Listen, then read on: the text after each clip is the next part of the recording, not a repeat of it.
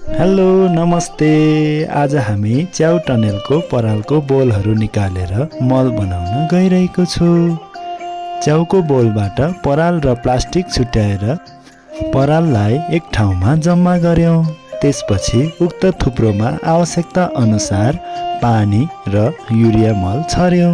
Urea मल र उपयुक्त चिस्यानले पराल चाँडै कुहिने गर्दछ र अन्त्यमा परालको थुप्रोलाई कालो प्लास्टिकले मजाले छोपिदिनु पर्दछ। यसरी छोपिदिँदा बर्सातको समय भएकोले अनावश्यक पानी भित्र जान पाउँदैन, जसले गर्दा आवश्यकता अनुसारको चिस्यान कायम भइरहन्छ। यसका साथै सूर्यको प्रकाश र तापले पराल सुक्खा हुन पनि पाउँदैन, जसले गर्दा गुणस्तरीय मल समयमा नै तयार गर्न सकिन्छ। यो मल तयार हुन कम्तीमा पनि 3 महिना समय लाग्ने गर्दछ।